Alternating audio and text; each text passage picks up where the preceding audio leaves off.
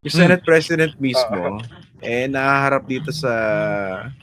Actually, siya naman yung umamin, di ba? Dahil sa kanyang sose, tumanggap siya ng campaign contribution. 30 million. Sa isang 30 million, no? Pero talagang compelling din yung kanyang paliwanag, no? Bakit ba tumututo kayo sa 1% lang yung nakuha na nasa 5 billion, di ba? Kumbaga, talagang may demolition job laban sa kanya, no? Pero yung ganyan, mapapanagot ba yan? Tumanggap ka ng halaga 30 million, campaign contribution, government contractor. Pinag-usapan namin yan sa Edo last week Walang kwenta yung walang pinatunguhan yung usapan namin. Pero dahil nandito ko ngayon, baka meron. Klaro yung election code di ba? Na bawal tumanggap ng anumang campaign contribution sa isang tao na merong government contracts. And obviously, yung isang contractor ay, di ba? May hawak ng mga government contracts.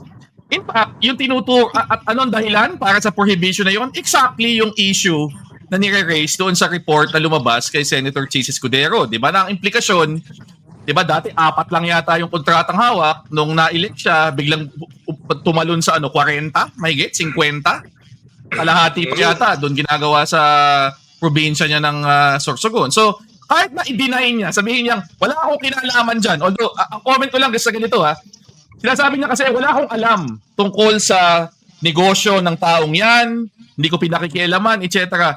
Kung wala kang alam sa negosyo, ba't ka tumanggap ng 30 million?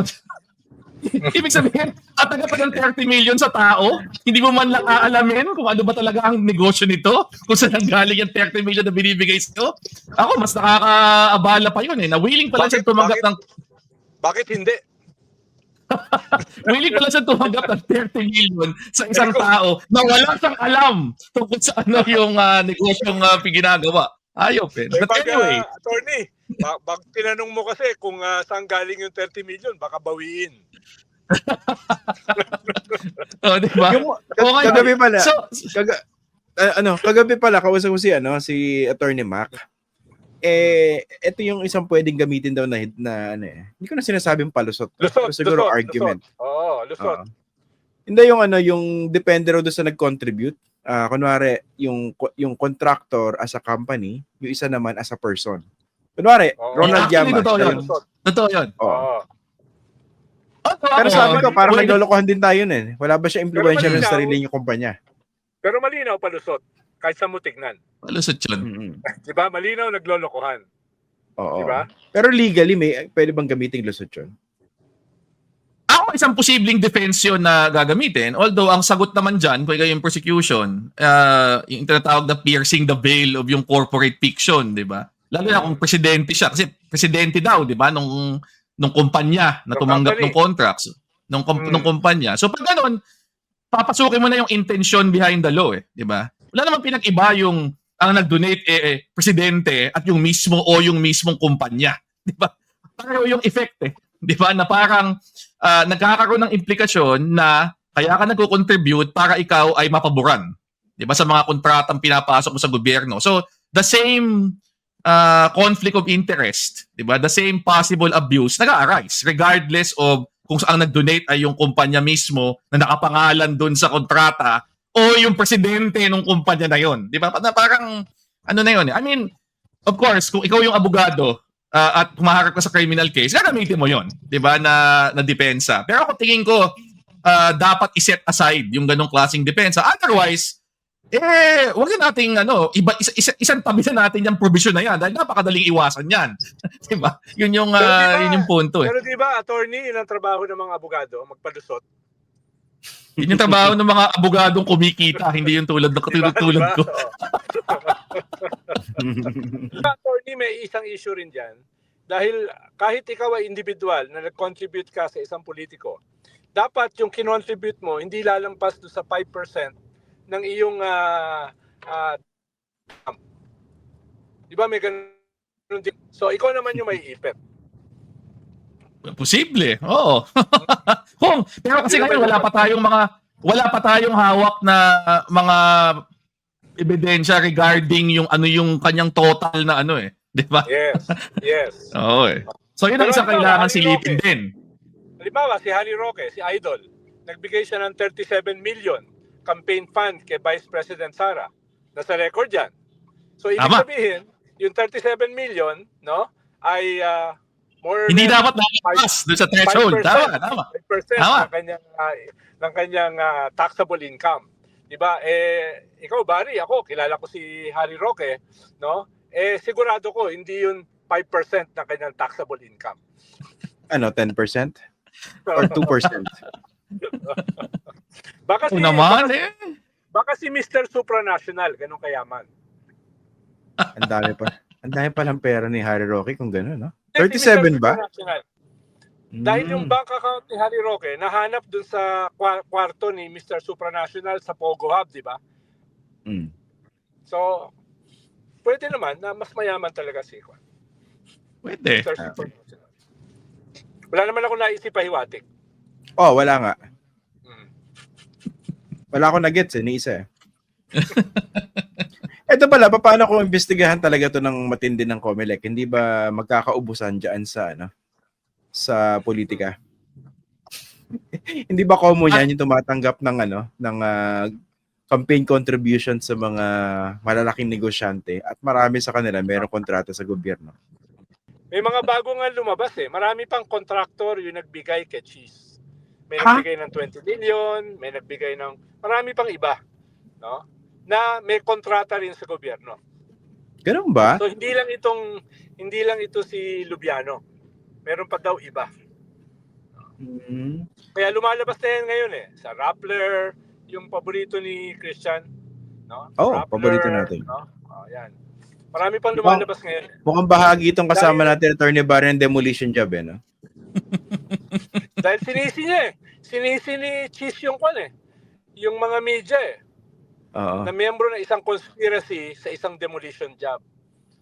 Maganda kay Senator Cheese, miski magaling magsasagot sa media, halata mo pag napipikon eh, no? Oo. Parang napapadalas yung singhot eh. Diba? Tsaka napapainom na maraming tubig. Oo, alam mo pag napipikon eh. Diba? Oo. Inom na maraming tubig. Mm. Ang hindi ko maintindihan talaga dito, mga abogado naman siya. And I'm sure may mga abogado siyang on staff, 'di ba, na nag-prepare nitong SOSE. Bakit nila pinasok yung mga pangalang 'yun? Na kung alam naman pala nilang may mga pending na mga contracts with the government, 'di ba? Unang-una pa na top contributor pa niya. 'Di ba? Ako parang again, kanina pinag-uusapan natin impunity. Hindi mo maiwasang isipin na meron ng ining impunity pumapasok dito. May feeling na untouchable tayo. So okay lang nalagay natin sa SOSE yan. 'Di ba? Yes. Yes. Akala mo kasi, yun naman nature na impunity eh. 'Di ba? You can always get away with it. At hindi lang yun. Ang tingin mo, yung mga tao won't mind. Tingin mo yung mga tao ay hindi ka hahatulan. Yun yung nature na impunity. Ikaw mismo at yung mga ibang tao. Iniisip ko tuloy yung mga politiko na syempre, 'di ba, nagsabit ng yan, yung mga kandidato ng SOSE. Baka inisip na iba, pwede ko pa bang hugutin yung sinabit yung SOSE? Baka may mga contractor pa doon. baka minumura na si Cheese ngayon. Yung mga ibang politiko. Pati sila madadamay. Oo. Grabe. Pero grabe na yung sa impunity, no? Parang alam mong hindi ka hindi ka masisilip eh, no? Kaya ilalagay mo na yung mga ganyang pangalan. Kahit pa paano naniniwala pa rin ako sa karma. Mm. Sabi nga ni Barry, mayroon na magagaling naman na abogado yan. Marami naman sila magagaling na abogado. And yet, in spite of that, nandito sila ngayon sa ganitong kumunoy. Ang tawag dyan, karma. Ganun ba? Ako, akala ko nga, ang karma ginagamit ni Senator Edo eh. Akala ko, kama-pants lang eh. Medyo jinglish yun eh. Nilalimihan ko lang para magmukhang matalino. Oo. Pero naalala ko, sorry di ba nung kasal dati ni Senator Cheese, di ba yung mga ninong-ninang, who's who in Philippine business din? Siyempre. Wala akong naisip pahiwatig Wala akong sinasabi na potential conflict of interest. As in, wala. Yung mga ganun ba, Christian, yung mga regalo nun, pwede ring silipin? Paano ganun papasok yun sa papasok yun sa Anti-Graft and Corrupt Practices Act, di ba, attorney?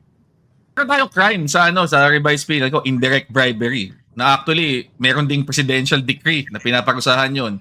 kung tumanggap ka ng regalo by reason of public office, kahit na walang kapalit kaagad, bawal yun. Di ba? Yun yung point. Eh. Pero ang lusot kasi doon, hindi naman namin regalo yan dahil Senate President siya eh. Regalo namin yan dahil love talaga namin siya. Alam mo ba yun? Close talaga kami. Mga ganon, di ba? Yun yung... Ako naman. Hindi, pero in terms of optics, di ba? Umaga, nakita mo, oy, politiko ito, kinasal. Tapos yung mga ninong-ninang, who's who in Philippine business. Di ba? Ikaw mismo, ordinaryong tao, isipin mo, oy, parang may conflict of interest. Ako, interesado ako dito, anong gagawin ng COMELEC? Kasi in the past, overspending nga, nagdi-disqualify sila ng kandidato eh. Di ba?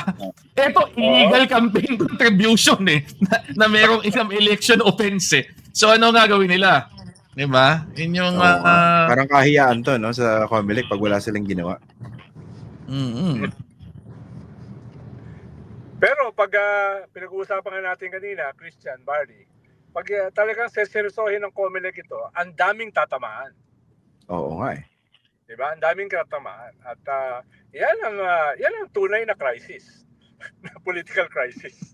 Actually, dalawa, no? Maraming tatamaan dito sa campaign contribution. Number 2, doon sa flood control. Oo. Kasi ako napapansin ko, ibang politika yung parang bida-bida pero pilit. Yung parang kailangan magmatapang para hindi naman sila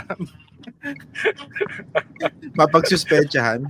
Pero parang parang medyo pilit yung tapang eh. Napapansin nyo rin ba yun? Oo, mga ugok na tapang. Mahirap kasi pag nanahimik ka eh. Baka isipin, guilty ka eh. Diba? So, Guilty ka, no? diba? Unahan mo na. Diba? Habulin naman kayo. Diba? At sigurado ko yun, the past few days, ang daming mga politiko na inutusan ng kanilang mga abogado na pwede ba nabihin niyo uli yung sosi natin? Baka may mga ano dyan. Baka may mga silip dyan. Ang problema submitted na eh. Tsaka public na eh, di ba? Hindi. Pero nagawa mo na ng kwento. Diba? Kasi pala, anong basa nyo rito sa Kasi isa sa mga dahilan ni Senator Cheese, meron demolition job laban sa kanya at gusto siyang tanggalin bilang Senate President para dun sa susunod na impeachment complaint. Wala akong sinasabi na naghahabi siya ng kwento bilang palusot, ha? Wala akong sinasabing ganon. Baka talaga meron demolition job, oo. Saan ba patungo yan? Sabi niya, kaya daw siya binabanatan, kaya siya dinedemolish, no? Dahil dun sa naging botohan sa impeachment. Dahil nanindigan siya sa tama. Kayo talaga. Oo. Yun daw ang dahilan. Ikalawa, para daw mapigilan yung susunod na impeachment case sa 2026. So, parang ang dami niya sinasabi, no? Ang dami niya sinasabi. Oo. Talagang... pang Netflix, no? Oo. Impressive. Ako, di ba? Kayo yung mga taga-UST, mas magaling kayo sa philo, di ba? So, mas alam niyo yung policy, di ba? Kaysa sa akin. Diba? As Attorney Barry. Napansin ko lang. Puro syllogism eh. Puro syllogism ang binabanggit eh. Para namang naunawaan niya yung syllogism. Hindi, nagmamagaling. Pero pansin ko lang, Attorney Barry, yung sagot ni Senator Edu parang walang direction kanina, no? Parang classic example ng begging the question eh.